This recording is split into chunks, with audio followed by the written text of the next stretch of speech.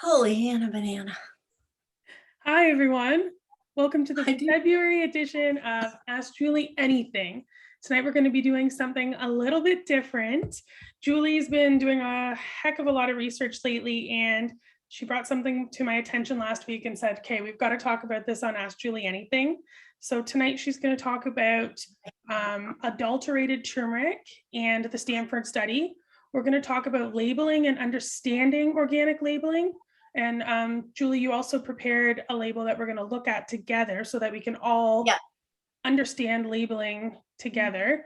And then we're also going to do a little science experiment and test Julie's organic turmeric that she has in her kitchen and my turmeric that I bought here at the grocery store, and you all at home can do the experiment along with us. So welcome, everyone. Thank you for joining us tonight. It's going to be lots of fun. It's still the AJA you know and love. We're going to take Q&A at the end, but bear with us because we're going to do a little bit of science before we get started. Well, yeah. And what's so funny is that we haven't tried it. So I'm like trying to get my turmeric like lid open, and I'm looking at, I have two different kinds. So, and my hair is wet and now it's sticking all up and I have a hair in my mouth. I'm just like, just like, this is crazy. Yeah. So it's just, we're sort of flying by the seat of our pants because I thought it would be, I don't think it's so much fun when I've tried it out ahead of time and then all of a sudden we're like, okay, let's do this experiment. But meanwhile, I know exactly what it's going to do. I have no idea what is going to happen with this or how it's going to go. But I thought it would be, it's a good segue into talking about different things like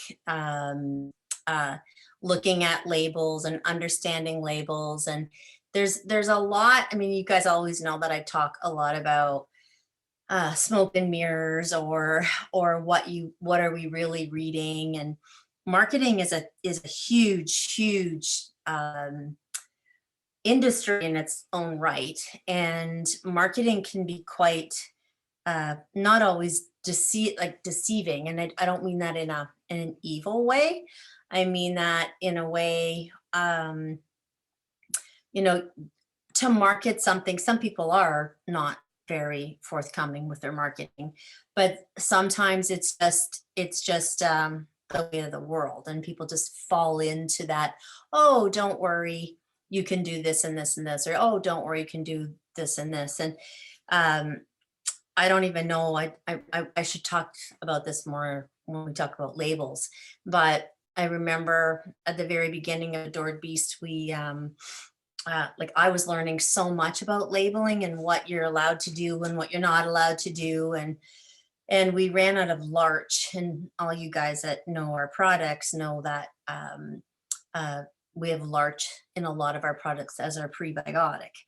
And there was a shortage of it. And we were told that we could replace it with multidextrin and different kinds of fructoses and things. And I didn't want to, but what was really shocking for me is that we could have replaced that and not even told you guys who purchased the products, or we didn't even have to change our labels. We could have actually put something different in instead of larch, left our labels the way it is.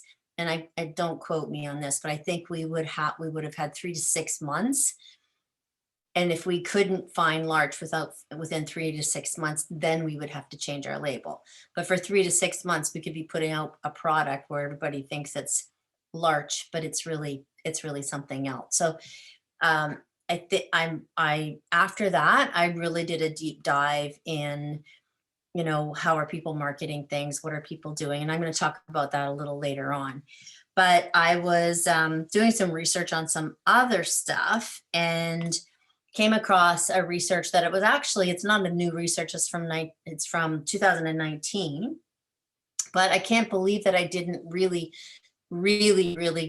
get into it and look at it on a deeper level. So it's about turmeric, and what we're going to do is I'm going to read to you just pieces that I pulled out from different research things. We can put in, we're also going to put a blog out. When is the blog coming out, Steph? I believe it's coming out on Friday. Friday. Friday. So, right. So there's going to be a blog with more in-depth stuff that you guys can read. But in the meantime, I'm just going to pull out some stuff from 3 or 4 different studies that I actually looked at. And to make a sort of long and short of it, there was a study done by Stanford University showing that there is a really big problem happening with lead being in turmeric. And we all know how popular turmeric's getting, and I'm sure that the products that you guys are buying, we're not that concerned about. But there's a lot of things that are coming out with turmeric in it because it's like the big. Now, I mean, we've been saying about turmeric for like years and years and years, but the Main Street pet industry is really jumping on the bandwagon, like turmeric treats and dog food with turmeric in it as an anti-inflammatory. And there's turmeric coming out of everybody's yin yang. And you can be pretty sure that the turmeric that are going in big vats of dog food and in some big vats of dog food and treats and things like that are probably not going to be as conscientious to be sure that they're testing their batches of turmeric. So what happened was the first study that was available from environmental research involves a range of analysis, including interviews with farmers and spice processors in the Bangladesh area. Now, what you have to remember is that Bangladesh produces nearly half of the nation's turmeric. So that's a big area, and it's very focused on their income and producing turmeric that goes all over the world. So what happened was in the 1980s, there was a massive flood and left the turmeric crops really wet and relatively dull in color. So not that they weren't, turmeric still didn't have its value, like its medicinal value, but it didn't have that beautiful yellow golden color. So the demand for the bright yellow curry led to the turmeric processors to add something called lead chromate. And that's an industrial yellow pigment that's commonly used to color toys and furniture. They started using that lead powdered, almost like paint color to the turmeric to get that really bright color. The practice continued because it was a cheap, fast way to produce the desired color. So the researchers didn't find direct evidence that there was a contaminant turmeric beyond Bangladesh. And they point out that food safety checks by importing countries have incentivized large-scale Bangladesh spice process to limit, that's really like important word to remember, the amount of lead that was added to turmeric destined for export. However, the researchers cautioned that the current system of periodic food safety checks may catch only a fraction of the adulterated turmeric being traded worldwide. So there's been more than 15 brands, big brands, of turmeric distributed to countries that have been completely banned and have been recalled due to the excessive levels of lead. And 15 brands of just one spice, that's a lot. And another article that I was reading, or a study that I was reading, is that the presence of lead in turmeric and other spices isn't new. It's nothing new. The adulteration of spices with toxic chemicals has long been a public health concern in the US and throughout the world. And what we have to remember is no amount of lead is considered safe to ingest, no matter how small. It doesn't matter because it's a neurotoxin. So even the tiniest little amount can have huge negative health consequences. One possible source they were thinking about initially is that it's where the turmeric was growing. While it's possible, like from the soil, while it's possible, it's almost never ever the case. It is in fact an industrial preparation process that's largely responsible for the lead poison in turmeric. And a lot of children were very, very, very sick in India. That's how they started looking. And when they looked at what was making them sick, they found massively high levels of lead. So they started doing soil testing and whatever, and then it led them to figuring it out that it was coming from turmeric. So in the case of ground turmeric, again, the substance one of the substances, but the main substance is called lead chromate, and it's added to the spice to give the color. But the other thing that it does is it contributes to the powder being a lot heavier. So when manufacturers are selling it, it can be an inflated price, because if it's 1 kilogram of turmeric and a big portion of that is this lead colored powder, this powder containing lead that weighs a lot, then they can charge inflated prices because of the weight. So again, it's mostly was imported from Bangladesh, and so make sure that you do your research and find out what brands of turmeric have likely undergone adulteration and act accordingly. So, they're always recommending buying fresh is always better. Try and buy it fresh and unpeeled, and it's less likely to have been contaminated. You can easily grate it and slice it and dry it. It stays in your fridge for a really, really long time. Things that are fresh like that are always more healthy than even organic powder. And so considering the importance of turmeric to everyone's health, like our health, our animals' health, choosing the highest quality available is really, really, really vital. And there is a way, and this is what our little experiment's going to be, and I don't know what's going to happen to mine, and I wore all black because I'm sure I'm going to get it everywhere, like I always do when I do stuff in the kitchen. And I'm going to tell you guys, and I'm just wondering if you want to put it in the chat, I don't even have the chat up, how many people brought your own turmeric tonight to try it out. So I'm hoping that you guys did, but there's a couple of things that we're going to do. We're going to do a water test, which is the basic one. So you guys all need a glass, like a clear glass or a glass flask. And we're going to need to get some warm water, and we're going to add a teaspoon of turmeric. Don't do it yet, because then we have to make sure that it sits for 10 to 15 minutes. And what we're watching for is if the turmeric powder settles down to the bottom of the glass, then it's real turmeric. If it doesn't settle down and it leaves a dark yellow color, it actually has been adulterated. And whether that's adulterated, and it's the same thing. So that's just to see if it's been adulterated, but the lead chromate test is very similar.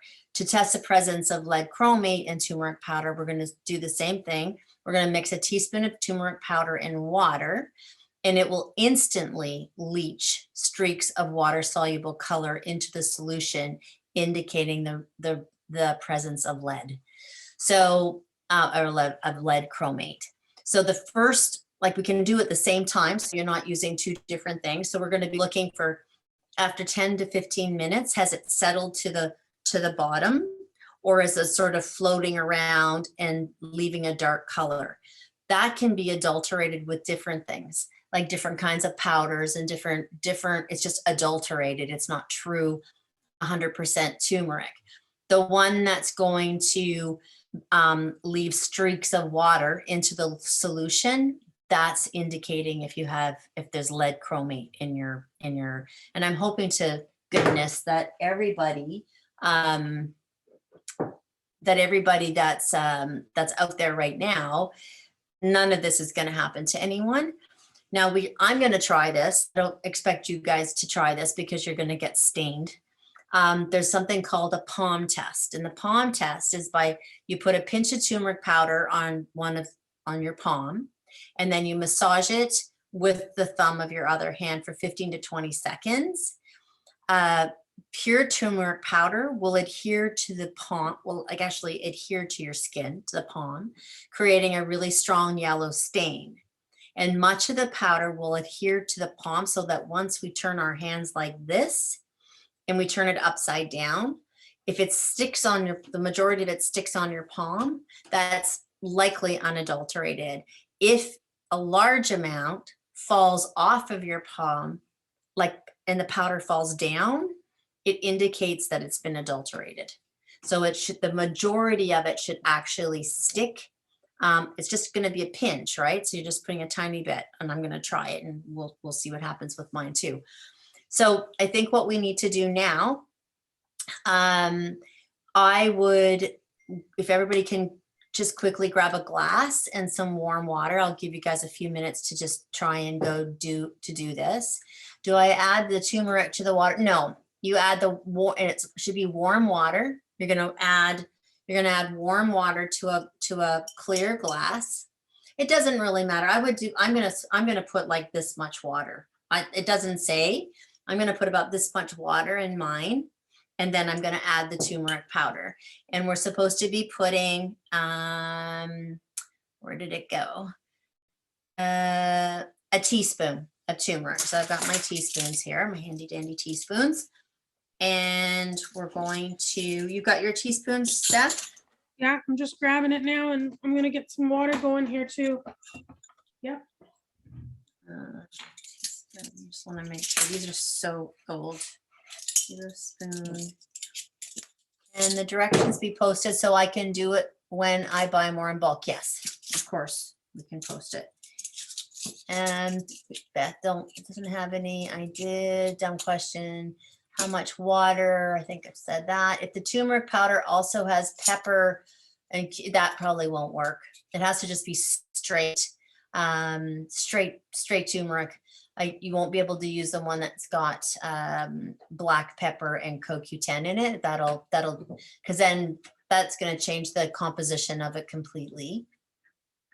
Someone buys it in bulk. Yep. Me. I got two different colors. Oops, I'm going to say, as it looks at my bottle, very golden turmeric, I'm worried. Don't be worried. I use Mercola. Yeah, I'm sure Dr. Becker's is great. Dr. Mercola is pretty conscientious about organic and everything that he's buying. But if you want to try it, you can, but I don't even think you have to worry at all. Mm-hmm. Not think, I'm sure. Let's see, attendees, if you don't mind changing your chat setting. Okay, do you think everyone's, do you want to just send out to see if everybody's here? Yep. If everyone's ready, grab the glass. Julie, you're going to get yours started, and then we're going to put 1 teaspoon in. And like Julie said, the hope here tonight is that everyone's. And we have to do it all at the same time. We have to time it. We have to time it, right? So don't everyone do it till we're ready. So don't everyone do it till we're ready. Yeah, like the hope that this isn't about trying to catch somebody doing something wrong. This is just to be sure that what you're using and what you're using for your kids or your partners or yourself or your dogs or your cat or your horse or whatever, that whatever's in your spice cabinet is actually true turmeric. And also it's a good way of testing it each time you buy a new batch, right? Like it's just a teaspoon. You're not wasting a lot. Oops, she said, oops, I just put mine in water. Don't worry. It's a 10 to 15 minutes. So I've got my warm, I'm testing. Okay. Do you want to turn your camera on, Steph? I'm pouring in I got my the timer water. Ready. Okay. Hang on. All right. So I've got some organic turmeric here. I also have another one that I'm going to try doing a different way. 1 teaspoon. That looks like a big teaspoon, doesn't it? Mine was pretty big. Oh, I already put it in the sink. all right. You ready? Did you do yours yet? Yeah. I went. You did? Okay. Here we That didn't go. listen to the teacher. What else is new? Surprise, surprise. Okay, so I'm going to show you what mine's doing. See how mine's all falling to the bottom? Yeah. Like I'm watching mine fall. It's falling down in big, huge clumps to the bottom. But I'm going to slowly put it down. You don't want to be shaking it up. Did you put the timer on for 10 Yeah. minutes? Okay. So in 10 minutes, we're all gonna take a look and see where our turmeric is in the water. Okay, so take a flask and move it. Turmeric powder, set it down when it's mine has settled, which is good. It will instantly leach streaks of water-soluble color into the solution. So mine's, well, you know what? Oh, is yours on the top? Yours Some went to floating the on the bottom. top? Oh dear. We still It's got not 9 minutes. funny. I know. Well, let's hope with 9 minutes it plops down to the bottom. Like mine dropped to the bottom right away. I have a little tiny bit on the top, but the majority of mine's on the bottom. What's everybody? Don't stir it. Mine sunk pretty So quick. I stirred it, but after sitting, it's starting to go to the bottom. Don't shake it, don't stir it, don't do anything. Just leave it. just leave it completely the way it is. LOL. Oh, that's so funny. Yep. So Debbie Morgan, hers dropped, mine is on the bottom. Mine dropped almost instantly right away. It's mostly at the bottom already. So, I mean, that's good. Yeah. But I'm reading a lot. Most of mine has fallen to the bottom. Okay, great. But we're going to still leave it. Definitely a big film on the top. Okay, I started over. Mine is like Steph's. That's Donna Middleton. Most of mine is on the bottom, but says, yeah, I mean, there's going to be some floaties, I'm sure. Yeah. But when I put mine in, it dropped really fast. So did anybody streak out there? When you put when you put it in, did it make like streaks of yellow? I think it kind of just like mine just kind of like dispersed itself. Yeah. Can we see Steph's again? Yeah. Can you lift yours up or do it super slow so it doesn't move around? Yeah. See, you can see it's like there's as much on the top as there is on the bottom. Yeah. But it might still drop. But it's interesting. It's interesting though. Streaks of yellow is lead. Yes, Robin. No streaks so far. Okay, that's cool. While we're sitting here for 10 minutes, who wants to try the thing on their hand? I'm going to do it. Well, let's do it. Yeah. And I'm going to do a different one because I have 2 different kinds of turmeric. So I've got one like this as well. So we're just going to use a pinch. Like I said, for those of you that don't want to walk around for the next few days with like a yellow thing on their hand. And I really don't know how to do this one, but I'm going to try. Just a little, right? Yeah, you just use a little tiny bit. It says a pinch. Turmeric, put a pinch of turmeric. Okay. I don't know what a pinch is, but I'm gonna show you guys what I'm doing. Yeah, just like a dash. Yeah, so that's how much I put. Can you see? Yeah. You can see? Okay. So then it says to massage it with your other hand, your other thumb, for 15 to 20 seconds. So I'm massaging it 15 to 20 seconds. 1, 2, 3, 4, 5, 8, 9, 10, and 12, 13, 14, 15, 16, 17, 18, 19, 20. 20? What's going on? Oh boy. Here? This is interesting. So this is 2 different kinds. Are you guys doing this? Yeah.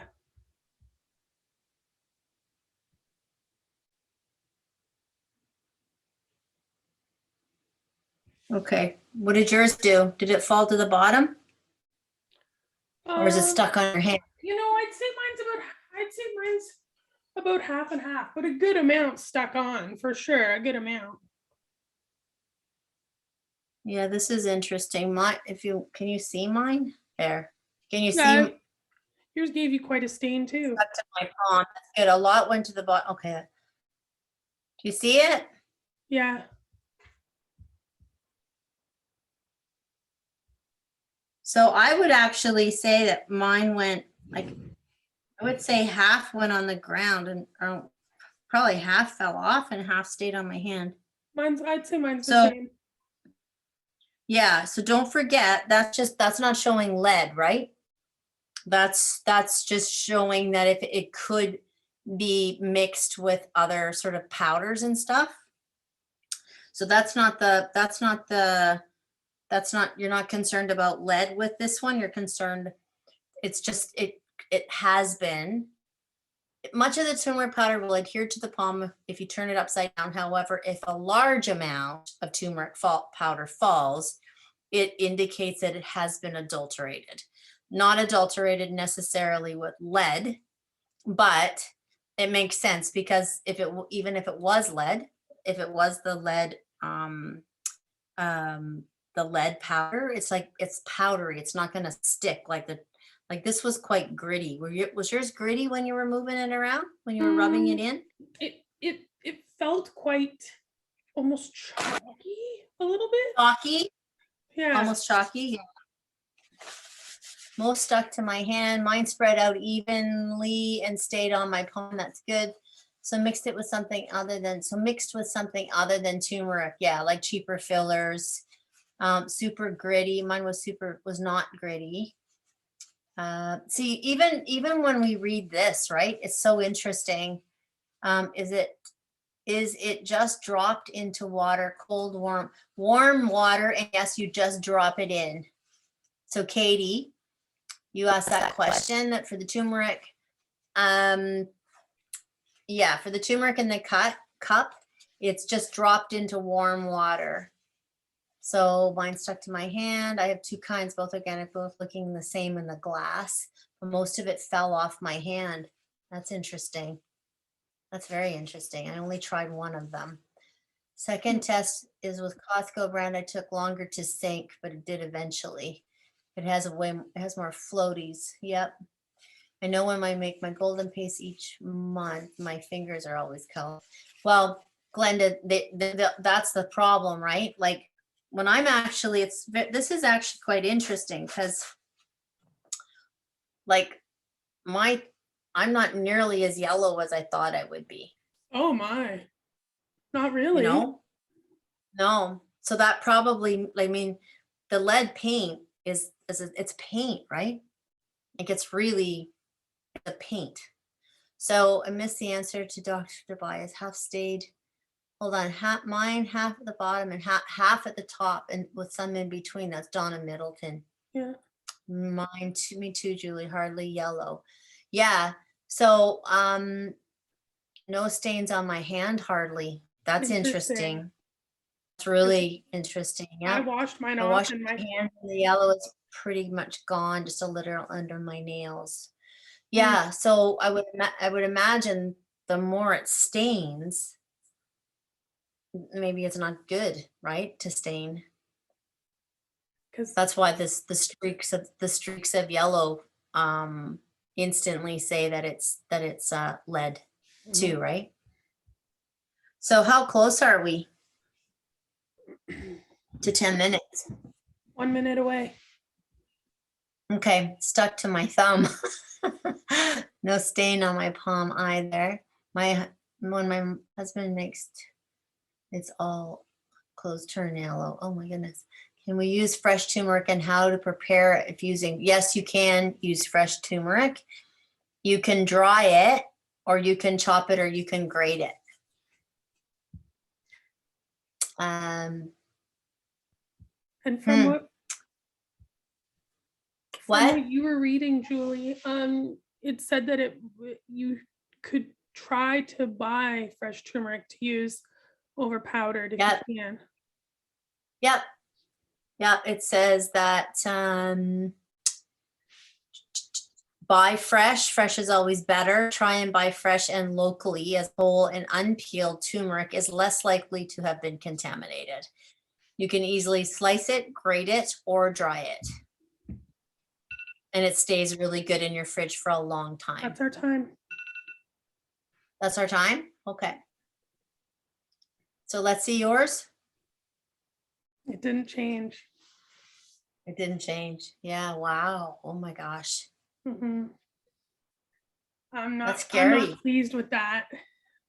No, I wouldn't be pleased with it at all No. either. Make sure you just throw it out. Because don't forget, guys, we're talking like even the littlest bit. Like there shouldn't be any lead in it. None. And this is actually saying, I mean, it's pretty water test. Yeah, take a flask of warm water, add a teaspoon of turmeric powder, and let it sit. If the turmeric powder settles down, it's real. If it does not settle and leaves a dark yellow color, it's adulterated. The top of mine is like, Yeah. Well, it's going in the garbage. Oh yeah, look at yours. Wow, look at the difference. Let me turn off my camera. Yours looks a lot less dark overall. Like yeah, it's not very dark at all. And you see it at the bottom? It's all sitting on the bottom. Yeah, interesting. Mm-hmm. So I didn't leave a stain, but I have a film on the top of my glass. Oh, where is she? It's going to, but water in between is almost clear. We're going to have a turmeric cocktail when this is over. So should the water be almost clear? It shouldn't have streaks of yellow or it shouldn't go like a dark yellow. And it will instantly leach streaks of water soluble color into the solution, indicating the presence of lead. I'm just reading what everybody's saying here. I'm happy we did that test anyways. So throwing my note, yikes. Yeah, me too, Danielle. So I really do think it's important. So crap, I had to work and I really went to the bottom and clear in between, but a yellow film on the top. I don't think that the yellow film, who was that? Well, where are you? Lori. I wouldn't worry too much about that. I think a little yellow film is okay, but Steph, turn your light on again. Or turn your camera again, please. Do you see, look at Stephanie's, like, see how bright yellow it is? Like bright yellow, and also how thick, like it's almost as thick on the top as it is on the bottom. It's not just, I have a tiny little film on mine too, right? Not organic, hey, Julie? But yeah, but there's a lot on the bottom, like the 99% of it's at the bottom, but there is a tiny little film at the top. Yeah, interesting. So the streaks would come up from the bottom if it all went to the bottom. Probably, or what, as soon as it went in, if it was like dispersing streaks. Suzanne Reed, that or mine is stale. Same with me, film on the top, most on the bottom. Wow, that's a huge difference. The colors are so different too. They are. What brand is mine? Mine's just an organic brand that I buy at a local health food store. And I know the girl that owns it, and she's just like totally anal about everything that she buys. Mine's a blob on the bottom and clear in the middle. And just, yep, that's good, Bree. I'm sure that's good. Speaking All of right. So, adulterated, yep. I was gonna use that as a segue into the next topic you wanted to talk about. Yeah.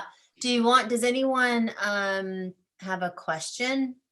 Oh, there's a ton of questions, but I was gonna hang on till the end. A lot of them are not based on our No, our I meant experiment. is there any more questions just about turmeric before we go on to the labels?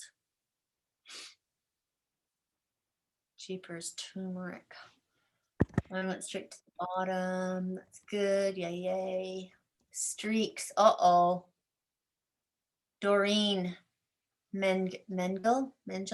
She's got streaks. I think it's important for us to talk, like, make sure that we're supporting people that are having streaks.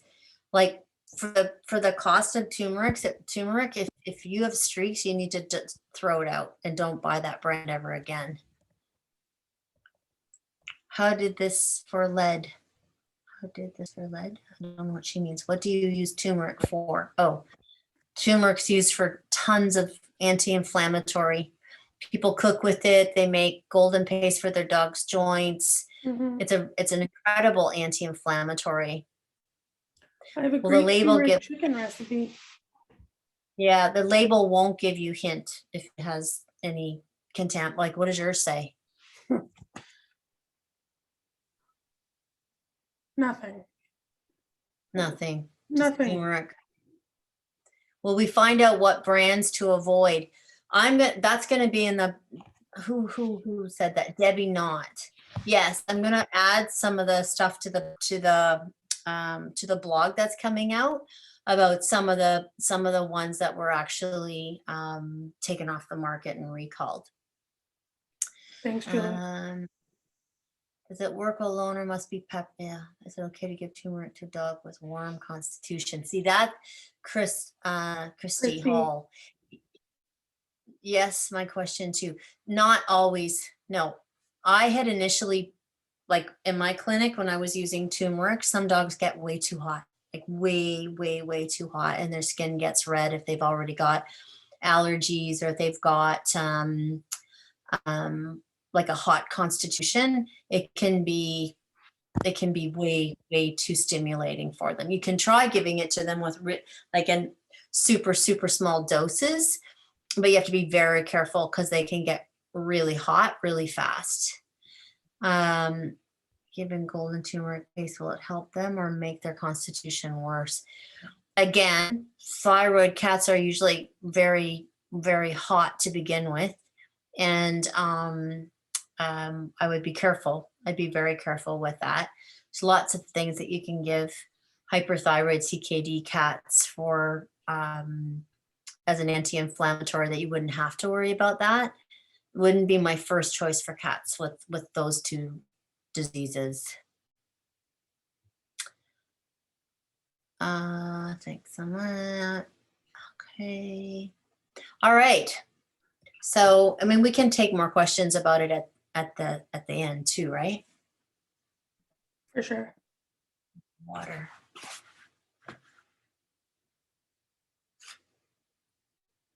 So are you going to segue into something? I'm sitting here waiting and you just disappeared. Yeah. I was going to share my screen because Julie, one of the topics you wanted to touch on was. Do you want to? I want to ask a question quickly. Yeah. How many people out there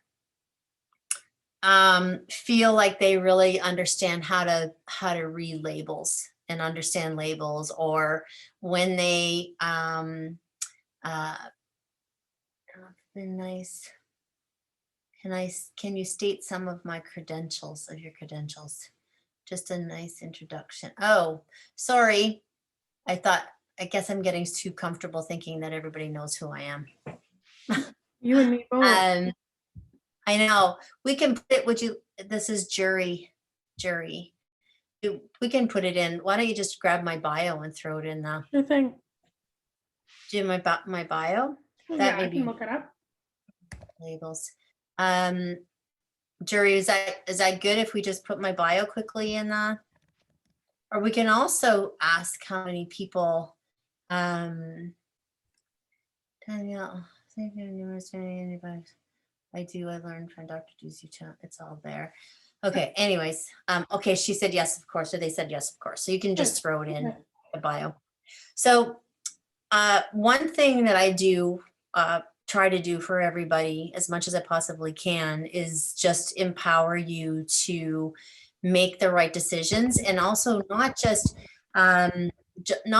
making the right decisions based on what everybody's telling you, but make the right decisions based on your own personal philosophy. So I'm going to talk a little bit about organic labeling right now, like what's considered organic, what's not considered organic. And from that marketing point of view, so that you're understanding a little bit of what to look for on a label, and specifically around the organic status and the organic label. So I'm going to show you a product that my boyfriend brought home, thinking that it was a fully organic shampoo. And when I looked at it, it's complicated, because you can put organic, and it really doesn't mean much other than there's something in there that's organic. It doesn't mean that all the ingredients are organic. It doesn't mean that that they're certified organic. There's a lot of different things. So when the other issue with organic and non-organic or non-GMO is that there are certain things that you can't get organic. Like that doesn't exist. So things, if you guys have heard of something called a nutraceutical, nutraceuticals aren't organic. So you can't, if it's a full true nutraceutical, that is rarely available organic, because it's already sort of denatured, or it's already been it's like when you think of a pharmaceutical, a nutraceutical is used from something that's natural, and they pull out the medicinal values of that natural product to make a stronger, faster acting, more focused, targeted product from a natural product. So that's what a nutraceutical is. And, again, if you have any questions about that, you can let me know. So Stephanie's going to share her screen, and I would do the front first, and we've blocked out the name, because even though I'm going to show you things on this, it's a good product. It's not, oh, Steph, that's the wrong thing. That's okay.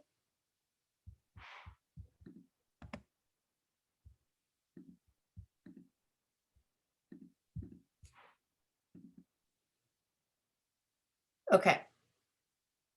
You good? Ready to go. Okay. So again, I'm definitely not saying this is a bad product. We're just going to go through things so that you can become aware. So when he bought this, he thought that it was organic, like it was just all organic.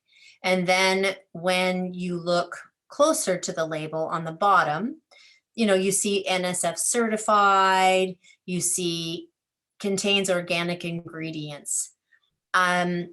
What you have to remember is containing organic ingredients does not mean it's organic. It means those ingredients are organic, but it doesn't mean that that bottle of conditioner is an organic conditioner. And I'm going to say this again.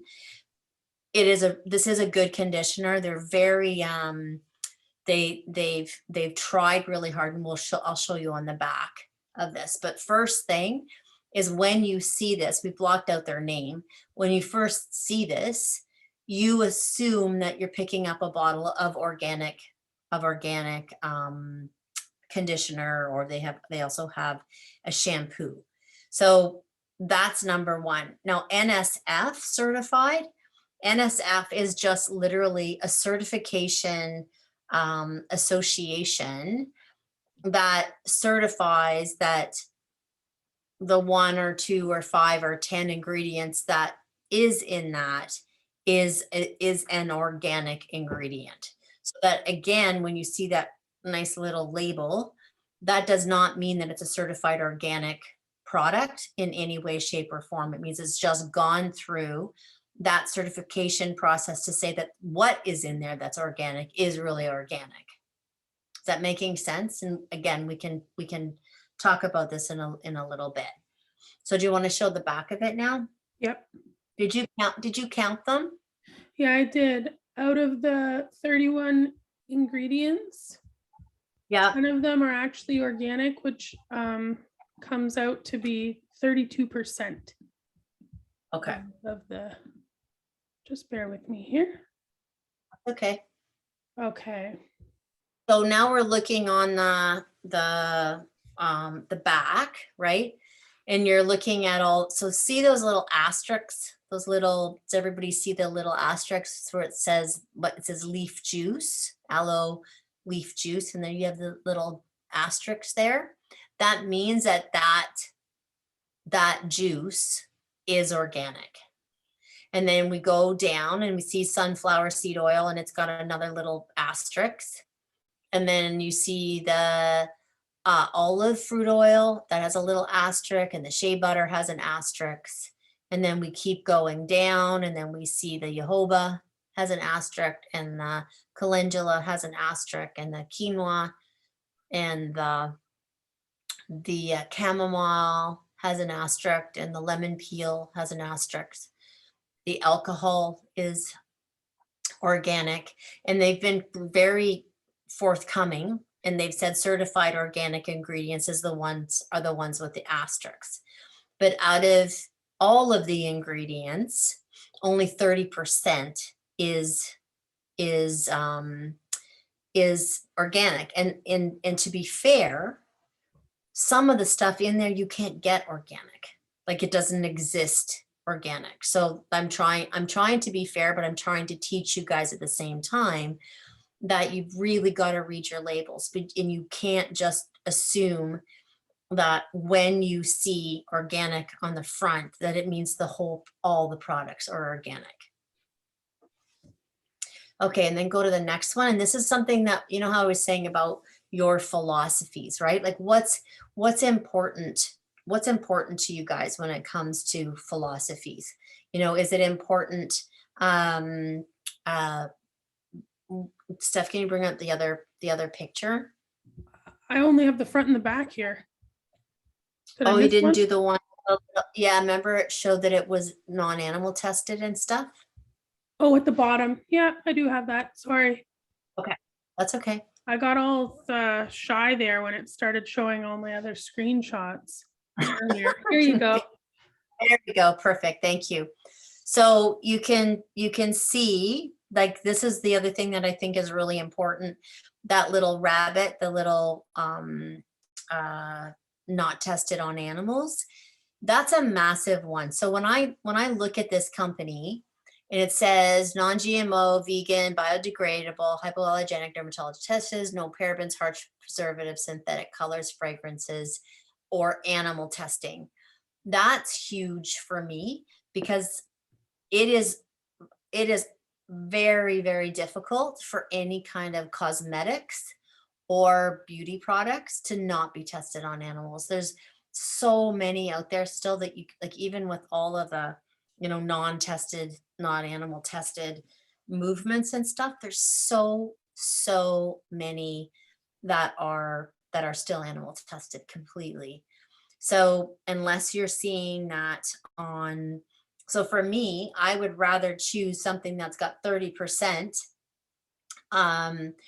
only 30% organic, but isn't testing on animals and is, what did they say?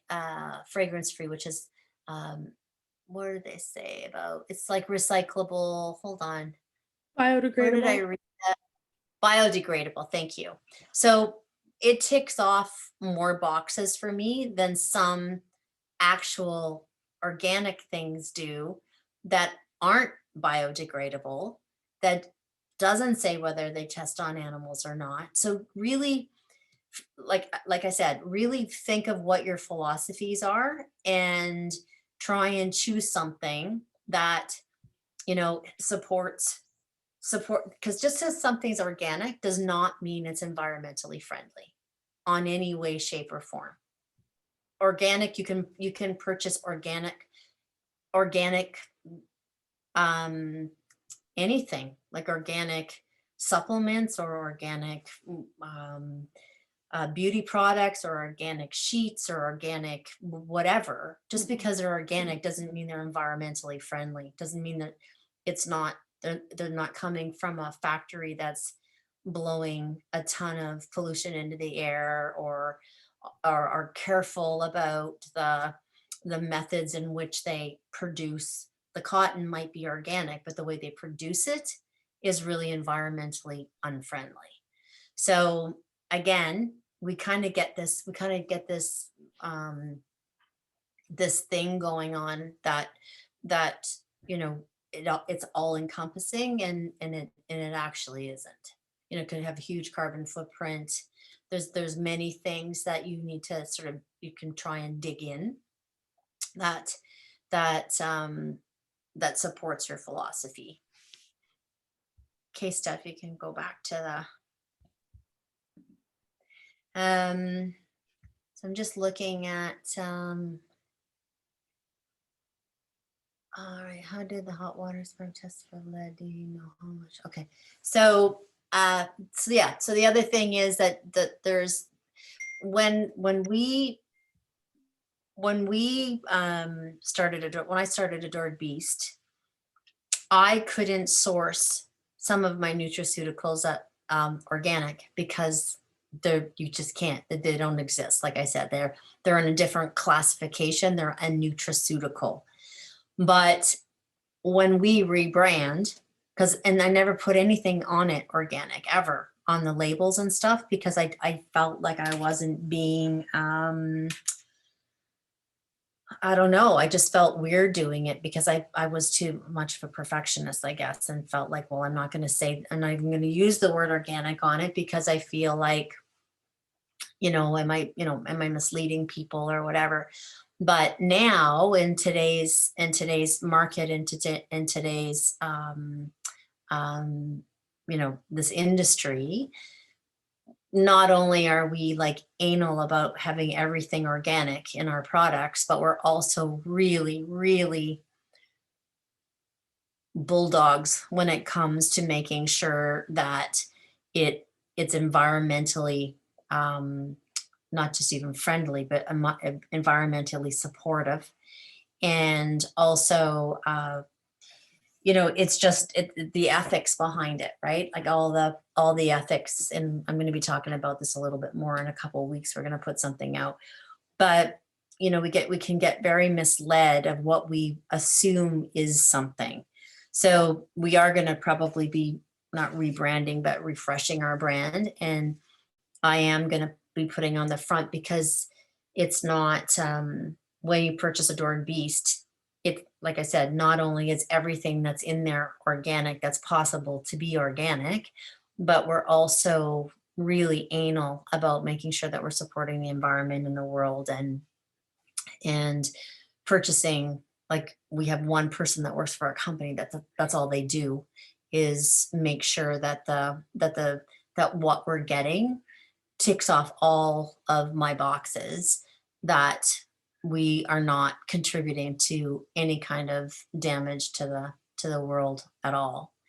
So if you guys have any questions about that, you can, definitely ask me to just, you can just come straight out and ask me anything about I mean, Door Beast is very transparent. We've always been like that.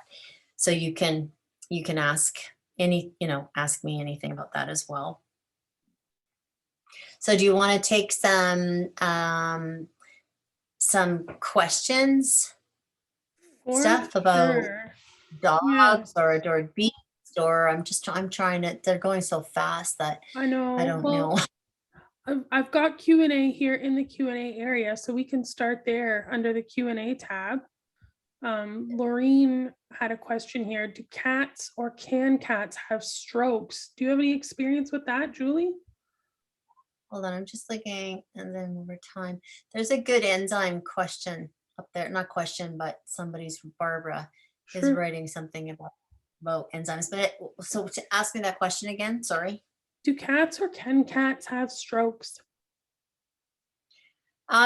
Yeah, a type of strokes they can get. Cats especially can get little, very small infarctions, like little tiny blood clots. So yeah, they can. Mhm. Let me get to Barbara's question here for you. And just everyone, if you don't mind, please put your questions in the Q&A area so I can sort them. She's got a question about digestive enzymes for dogs. I have given my dog plant-based enzymes for years and they help, but not that much. I am not using Healthy Gut, and I am now, I think that's a typo, been using Healthy Gut for about a week. I haven't seen a lot of improvement yet, but my questions are, I've read online, not always a trusty source, that giving your dog pancreatin if they don't need it can suppress their enzymes over time. I'm not sure I buy this, but could you elaborate? And two, does the pancreatin help with protein and fat and carbs? And three, I think the HCl in the product is helpful for her as she's a senior. She doesn't vomit or regurgitate, but she licks the air and stress yawns several times a few hours after eating. This has been going on for some time and what I'm trying to address. Okay. Those are all really good questions. And one thing that I can speak to for sure is that anytime I formulate something, it is to look at the entire, well, I always look at species first. What would they be eating in the wild? How would they be getting it? And the reason that I've put plant, fruit, and animal enzymes in our enzyme blend is because that to me is closer to what they would be getting if they were eating a whole prey. So like nose to tail, if you want to even look at it from that perspective. When you look at that, uh, maybe if an animal's eating nose to tail and they're eating a pancreas every single day from whatever animal that they're eating, you might be overdoing it with that. But right now that's not something that you have to worry about. And I'm more worried about them not getting it than getting too much of it or getting it too often. I'm also a really big believer in rotation. So do I tell people that they should use Healthy Gut every day? I don't. I tell them they can rotate it with like Phytosflora, Phytosynergy, um, Gut Soothe, and so that we're actually looking at each system of the body on a more regular rotative perspective. So it would take longer. I don't know what is wrong when you said they help but not that much. So I'm not too sure about when you say they help but not that much, what that actually means, like the plant ones. But don't forget, enzymes 1 week is really not nearly long enough. When the body's not absorbing and digesting the food correctly, when an animal's not like really old or they're fairly vital still, you're not going to see those results of the lack of digestion for a long time. Once you start seeing them air lick, regurgitate, have soft stools, have constipation, once you see them at a place where the end result's already symptomatic, that means that they haven't been digesting stuff for a while. So a digestive issue happens if they're not getting enough digestive enzymes, that you're not going to see the sort of end result for a while. The dog or the cat will be void of the proper enzymes for quite some time before you actually see them symptomatic. So yeah, I'm not worried about giving it to them. I'm not worried about any of that stuff, or I wouldn't be putting it in the product, and I wouldn't be, I try to make, if I find something new that I think that's one cool thing about owning the company and having a really great business partner, is that if I find something that's better, like I'm such a research nerd. If I come across something that I believe would be better than what I'm using right now in our healthy gut, I would change it, or I would take it out, or I wouldn't continue using something just because that was the formula from the beginning. And I used that formula in my clinic for almost 20 years. So I saw lots of little dogs, be on it from when they were puppies until I left. And I saw lots of dogs that were older that went on it for just a few years before I left.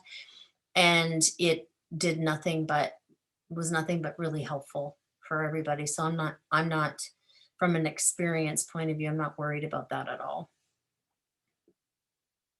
You're welcome. Diana's got a question. She's looking for suggestions for a cat who seems to have some sort of internal flare-ups. 12 years old, spayed. Vet said possible IBD or triaditis. I feel this Triditis. Yep. I feel this isn't an actual diagnosis or an answer to help heal her. We've spent thousands when she was in the ICU due to high liver levels. She was sent home with antibiotics and steroids twice. Just looking for help to get to the root cause of healing her. Thank you. So okay, I'm just trying to, also, I am looking for help.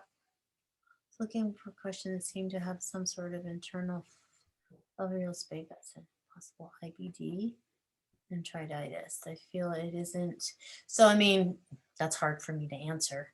Triditis can be a really ugly syndrome. That's for sure.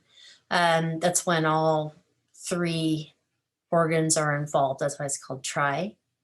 And I mean, you should be able to nail that down with an ultrasound to see if there's inflammation in all three organs, and or thickening of the intestinal lining. I feel this isn't an actual diagnosis. Triditis is a diagnosis, and so does IBD. So both of those are definitely diagnosis. Can they treat them effectively? That's a completely different question and different answer. I've seen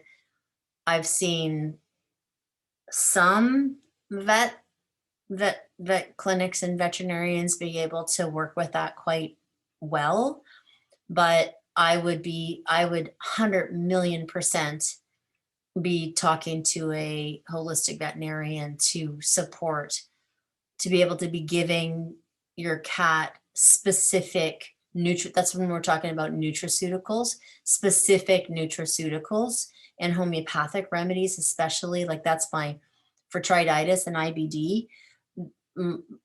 Homeopathy is my main foundation at my clinic to deal with anything like that. And then all the nutraceuticals and things were on top of it. Because when something is that sensitive, whether it's a dog, whether it's a cat, whatever, when they've got a layered effect of different organs, multiple organs being affected when they're ill, it's either one or the other. They load them up with drugs, and you really aren't sure what drug is doing what and how they're doing and what's being, what's going into the trash can because we need to support this one organ, but what other organs are being negatively affected by it. But the same holds true with holistic veterinarians that don't have a lot of experience really digging in with this. And you can give certain you can give certain herbs and stuff that actually are kind of counterintuitive with that. But the amazing thing about with homeopathy is you can actually deal with the organs, deal with the pain, which is massive in both of these, deal with the pain and deal with the symptomatology of it without worrying about sending them over the edge. So for this cat, I would 100,000,000% tell you to get on the phone sooner than later and find a veterinarian that can support you through this and use homeopathy at the same with it at the same time, because even if she's on drugs, you can still put the homeopathy on board while you're decreasing the drugs and supporting her organs with specific foods and nutraceuticals and herbs and stuff. Julie, thank you. I know we get this question a lot, but I'm skimming through the questions and there's quite a few asking if you can talk about yeast, more importantly, yeast in the ears. And there's a few here about allergies and yeast and the yeasty feet and it's an environmental allergy, but the allergy shots only work for so long. Can you talk a little bit about yeast?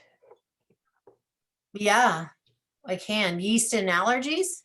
I'm just trying to find these questions. Yeah, have a look at Jane here. Jane Klein in the Q&A. Is very picky eater. She's freeze-dried food, gently cooked. She's constantly itching and has showed mostly environmental allergies and flax. I'm giving her allergy shots, which aren't helping much. It says she has no yeast. She also has a high liver enzyme. So this is kind of cool because I was just talking to my friend Billy Holkman the other day. Him and I were talking about different things, and we were just chatting. And I was saying how with allergies, how we just have to try and like environmental allergies, really trying to get ahead of them, right? So I don't know where this woman lives, but let's say your dog has environmental allergies and it's worse in the spring, summer, fall, or it gets a little bit better in certain times. So when I think of environmental allergies, the first thing that comes into my head is histamine, right? It comes into my head faster than food sensitivity. It comes into my head faster than food allergies. When I hear environmental allergies, I think the first thing we have to do is regulate the histamine response. And regulating histamine is there's a bunch of different ways you can do that. But it's interesting that her liver enzymes are high because the liver is responsible for the way the histamine is reactive in the body. So what came first, the liver, the allergies, or the liver? By the time you see high liver enzymes, your dog or your cat has had liver issues for quite some time before it actually is high, unless it's sort of an immediate toxin poisoning or something. When you start to see, it's important to understand when you start to see differences in blood work, often 30% of the organ has already been affected. So, you're in this place that it's been going on and you just haven't noticed it. So when we look at this, I would be seriously looking at every way possible to be, my dog might start really barking soon, every way possible to decrease the histamine levels. So quercetin, a homeopathic remedy called Histamine, and I know I talk a lot about homeopathy when it comes to allergies and stuff, but that's because I believe so much in it. There's really nothing out there conventionally that is going to address allergies on the core level like homeopathy does. Like, that's why homeopathy is such a part. That's why a lot of our protocols are so unique. People don't understand the homeopathic part as much as they understand but I'm going to tell you quickly, just a little tiny bit here. People don't understand there's this little tiny bottle in, let's say the leaky gut protocol. And they look at that little bottle, but they're mostly concentrated on, oh, liver tonic, because they understand that, and they understand liver detox, and they understand milk thistle, and they're more comfortable with something like that. And then we look at the digestive enzymes and the probiotics and the prebiotics, and then we're looking at gut soothe, and we're looking at the slippery elm and the marshmallow root and things, and that's all something that everybody's super comfortable with, and we kind of understand what it does. And I've done lots of lecturing on the thought process behind the formulations. But that little bottle of homeopathy to me is the golden goose of that kit, because it does a lot of things. And when the lady's talking about IBD and things like that, when things get inflamed and they're inflamed for long periods of time, whether it's skin, whether it's the epidermis, whether it's interstitial cystitis in a bladder, whether it's the lining of the mucosal lining of a gut, whether it's COPD and allergies, or in allergies with cats in their lungs or horses or whatever, it doesn't matter. It becomes thickened. And when it becomes thickened or scarred, its capacity to respond and heal is greatly affected. So in that little bottle, at the same time as we're healing and soothing the gut and supporting the liver and detoxifying the body from having leaky gut and being reactive to proteins and pollens and different kinds of meats and whatever they're allergic to or reactive to, because it's slipping through the gut barrier.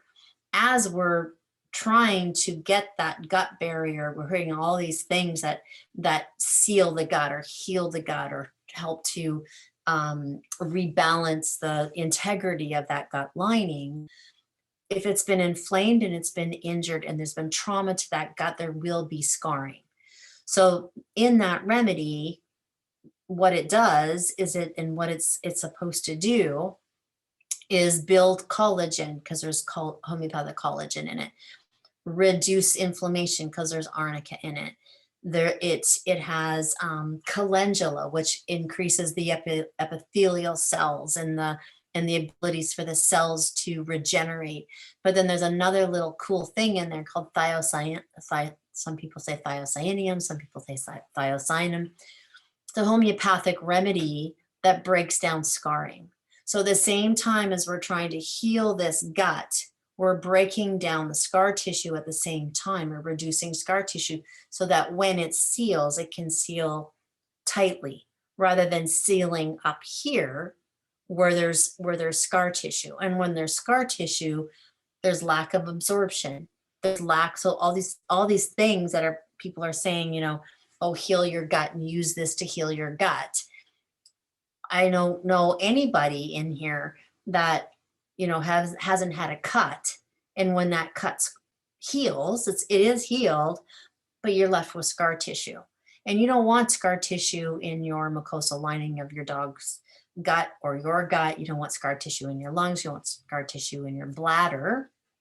So anything like this that is looking at immunotherapy and allergies that are going to be a constant struggle, I really, really, really try and get people to look at homeopathy at the same time as they're looking at everything else. And like I said, by reducing histamine levels, you're calming the body down. It's like antihistamine, only it's a natural way of letting your body know it doesn't have to react. So if you think of a a light, what's that light? A motion detector light. Every time there's something moving, that motion detector light's like coming on, coming on, coming on. That's what happens when, whether they've got leaky gut, whether they've got sensitivities, something, whether they've been over vaccinated, something has triggered the body's immune response to become overreactive and react to everything. It doesn't matter what you're giving. It doesn't matter what you're doing. If you can't get that body back into homeostasis by letting it know, by it understanding that it doesn't have to be so overreactive, it's going to continue to react and to react to different things. So elimination diets and allergy shots and stuff, they just, in my experience, they just don't work because you're not addressing the root cause. You're throwing a whole bunch of things into the pot, hoping that something's gonna help. But with histamine, you want to support the liver like crazy. You want to help the body slow down its overreactivity. That's what our rebalancer is about. It helps the body to tell the body, I don't have to react to everything that is coming, that I'm ingesting, smelling, walking through, landing on me. It's a basic place to start in order to heal anything that's allergy or histamine inflammatory based, which almost every allergy is. Thank you, Julie. Welcome. Okay.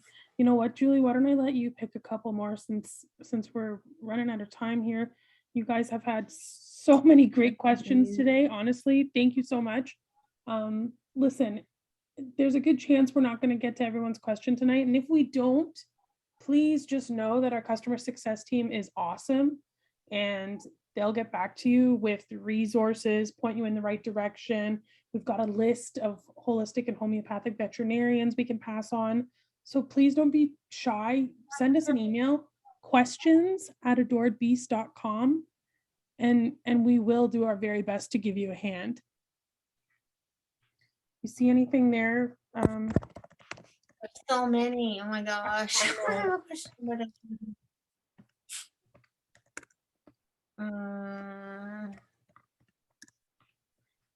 Do you have any recommendations for occasional fecal incontinence in dog?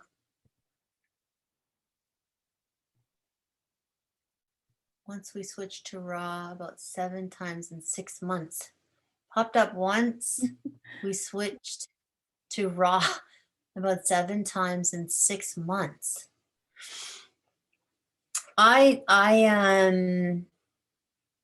Anytime I think of fecal incontinence, I think of back and spine. Why it would start when you were on raw, unless the raw doesn't have enough protein in it, which really shouldn't be. But fecal incontinence is often the spinal cord. So I would be looking at an osteopath or a chiropractor in this case, and also making sure, I don't know how old this dog is, making sure that what you're actually getting in your food is what you need, because protein, the sphincter of your urinary sphincter, your anal sphincter, doesn't really matter, sphincter is very much estrogen, aldosterone, testosterone, and protein derived to keep the strength and back. So for morale, I would make sure that there's enough protein in your food. I would talk to a chiropractor or an osteopath. And if you want to put Andrea's name in the chat, Steph, I would also be looking at giving this dog can't tell if it's I don't know if it's a boy or a girl, but I would be looking at getting Andrea's hormone, the natural spay and neuter, like hormone. If it's the dog is spayed or neutered, I would definitely be looking at that as well. What kind of Adored Beast products can I introduce to my puppy? Basically all of them.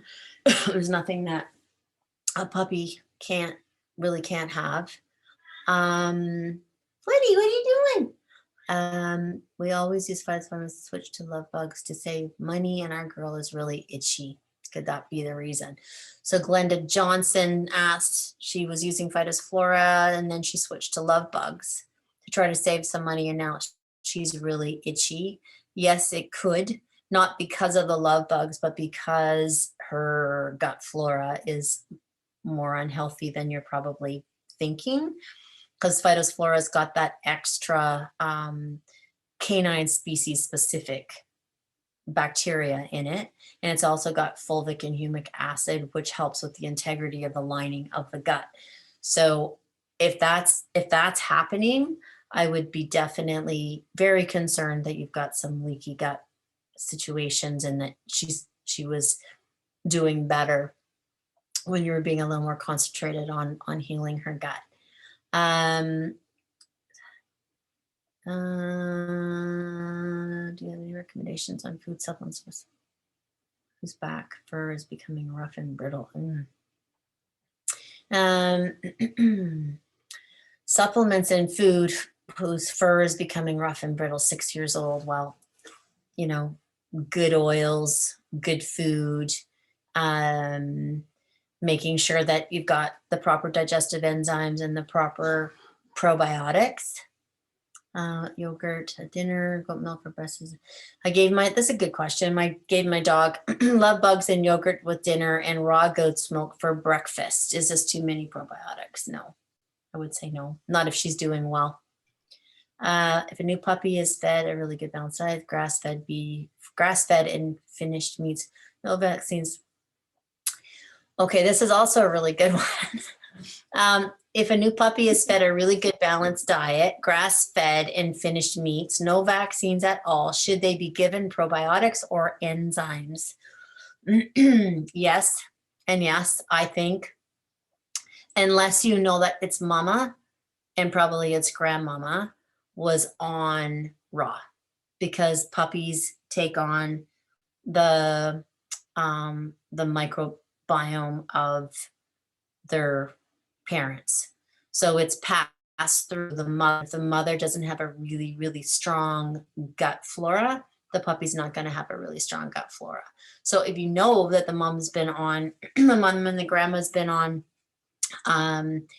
raw food and not super vaccinated, things like that, then, you know, it never hurts to give a little bit of it. And also enzymes, I've always said, unless you have unless it's a really whole food, like they've taken a whole chicken and ground the whole entire chicken, or taken a rabbit and ground the whole entire rabbit,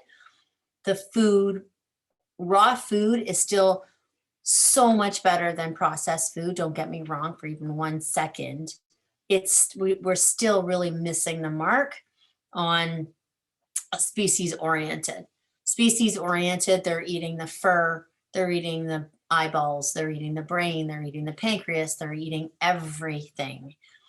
And that's where the majority of enzymes come from. So I still think that enzymes are vital.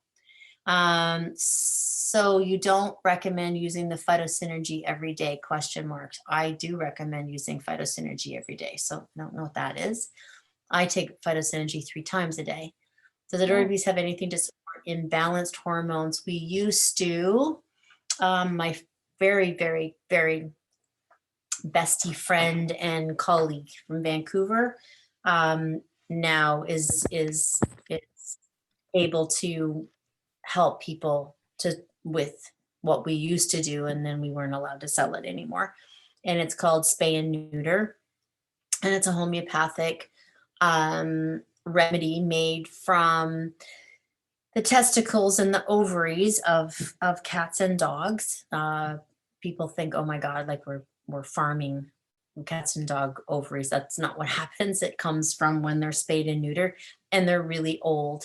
And they're using the same homeopathic remedy for probably the last 100 years. So you're getting them from dogs and cats that probably haven't even had vaccines.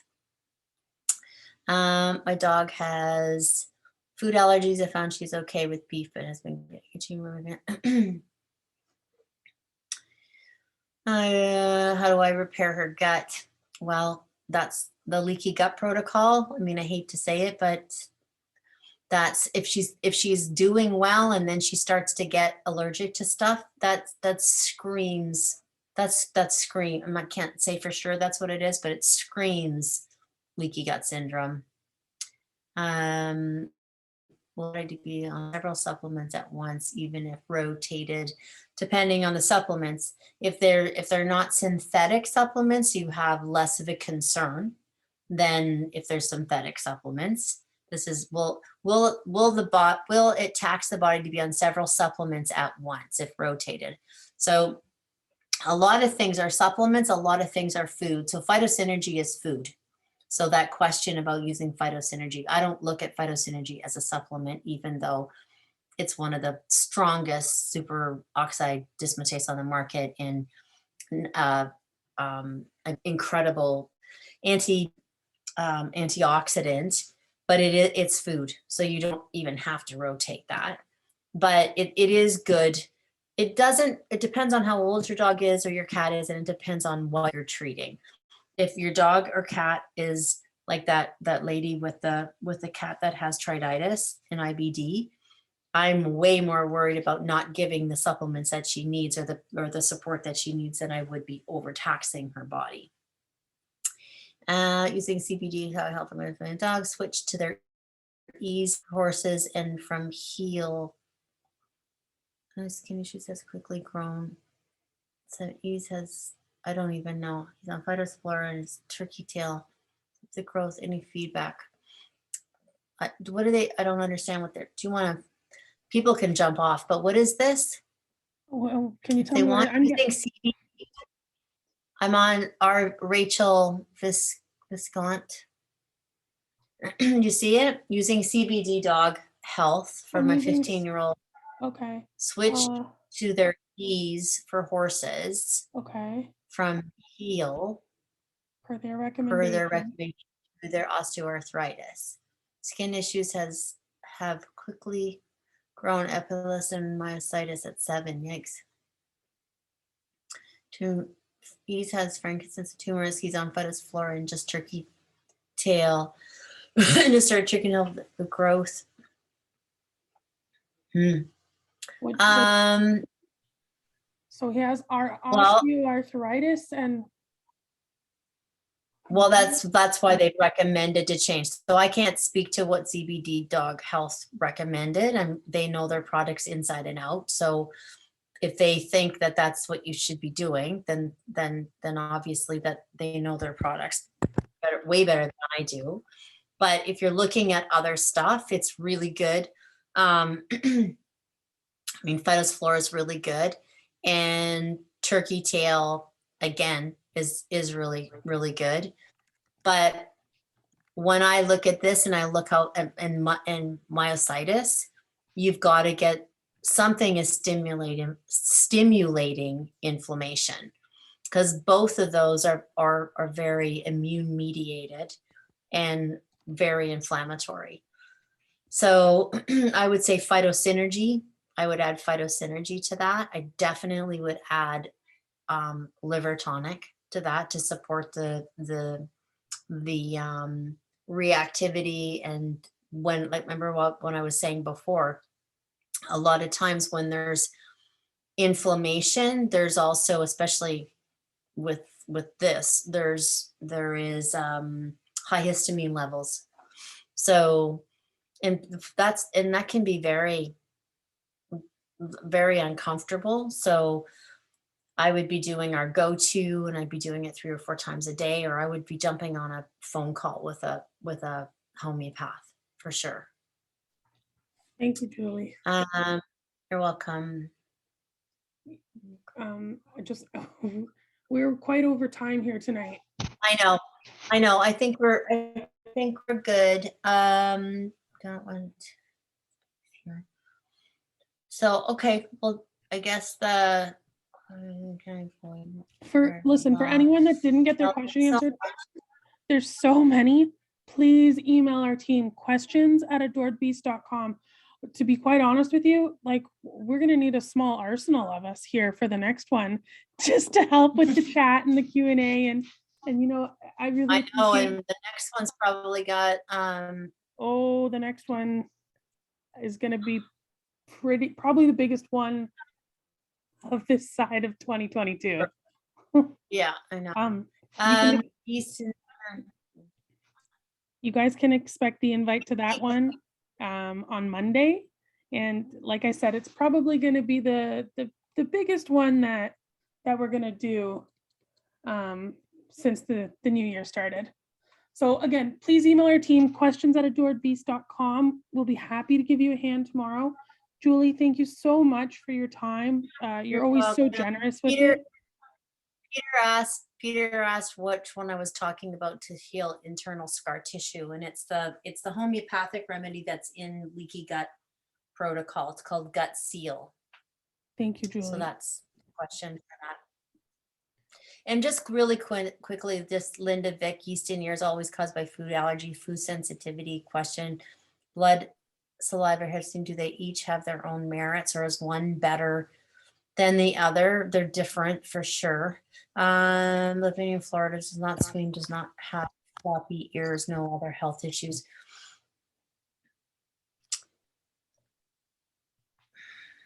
If it's, you know what, Linda, I always try, if you haven't, I look at their gut. I try everything I can. We have a Yeasty Beast protocol, which you might want to, if it's mostly in your animal's ears and not on its skin, if ears are the big one, then start with the Yeasty Beast protocol. Start with the Yeasty Beast protocol. And I love, so long as there's no, you have to make sure that your dog doesn't have like a burst eardrum or anything. There's a product that you can buy. It's called Zymox, and some of it has a steroid in it, and some of it's steroid free, cortisone free. So there's one with cortisone, and then there's a cortisone free one, and it's the Zymox enzyme ear drops. So not the cleaner, not the lotion, not the, just the enzyme drops and get the cortisone free one. But make sure that you don't have an issue with a burst eardrum or anything, or a ruptured eardrum. And I would try that, and I would try the Yeasty Beast protocol. I would do those two things. And Dr. Judy Morgan has the Zymox on her site. Who does? Yeah, Dr. Morgan has it. Yeah, yep. Judy's got it. Yeah. Yeah. And so she'll have all kinds of information on it. So I would do that. And you can even get I think she's got her Yeasty Beast too, doesn't she? Dr. Sure does. And yeah, so you could just go on Dr. Morgan's site and get both the Yeasty Beast and Zymox. That's what I would try. Okay, done. All right, everyone. Thank you so much for joining us again. Make sure that the next one that we're doing, sorry, Stephanie, everybody, I really, really, really hope, please show up to I'm asking you all as a favor to make sure that you spread the word and show up for, when is it, the 16th? We're doing February doing another 16th. one. I'm doing a special intermediate one. And I'm really excited about it. So hopefully you can spread the word. I'll send you the invite on Monday, but it's going to be, it's going to be big. Thank you, everyone. Good night. See you later. Thank you.